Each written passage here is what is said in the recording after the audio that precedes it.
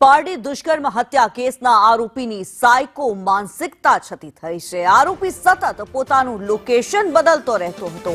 આરોપી મછલીપટ્ટનમથી ટ્રેનમાં શિરડી આવ્યો હતો। શિરડીથી ટ્રેન મારફતે દાદર પહોંચ્યો હતો। આરોપી દાદરથી ટ્રેન મારફતે વાપી પહોંચ્યો હતો। વાપીથી વિરાર શટલ ટ્રેનમાં આવ્યો।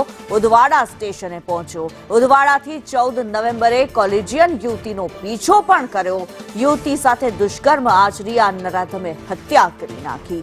યુવતી પર દુષ્કર્મ અને હત્યા બાદ આરોપી ફરાર થઈ ગયો। આરોપી મૂળ હરિયાણાનો રહેવાસી હોવાનું સામે આવ્યું છે। સતત 5 દિવસ પોલીસે મહારાષ્ટ્રના રેલવે સ્ટેશનો પર તપાસ કરી હતી। જાવેદ ખાન વધુ વિગતો સાથે લાઈવ જોડાયેલા છે। જાવેદ, જે પ્રમાણે પારડીમાં યુવતી પર દુષ્કર્મ અને હત્યાનો કેસ સામે જે આવ્યો તેનો આરોપી જ્યારે ઝડપાયો છે, શું માહિતી ખુલી છે, શું ખુલાસા થયા છે?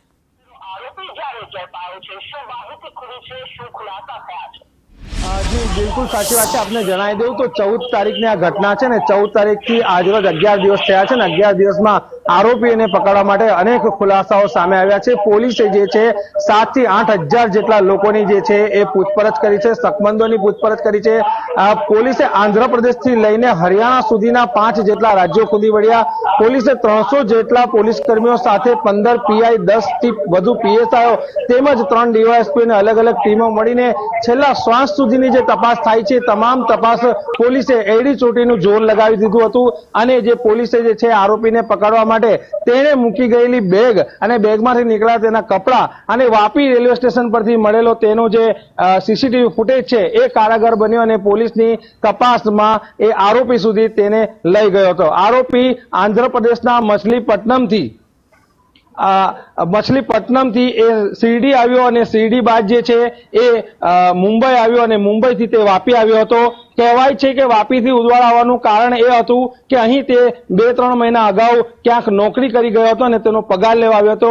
યુવતી જ્યારે રેલવે સ્ટેશનથી જઈ રહી હતી ત્યારે તેના મિત્ર સાથે વાત કરતા તે હસતી વાત કરતા હતી। તે બાબતે તેની નજર મળી હતી અને આ યુવક જે છે આરોપી છે જે છે તેને એવું લાગ્યું કે યુવતીએ તેને સ્માઇલ આપી છે ને તેનો પીછો કરી તેની સાથે બળજબરીપૂર્વક આ ઘટનાનો અંજામ આપી તેનાથી ફરાર થઈ ગયો છે। હાલ આરોપી પકડાયો છે।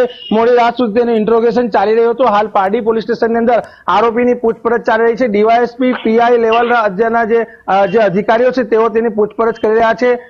હાલ જે છે આરોપીની જે તમામ પ્રકારની પૂછપરછ ચાલી રહી છે।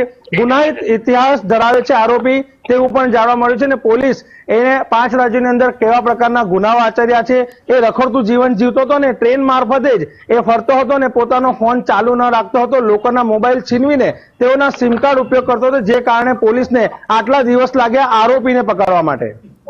જી ધન્યવાદ જાવેદ આ માહિતી માટે।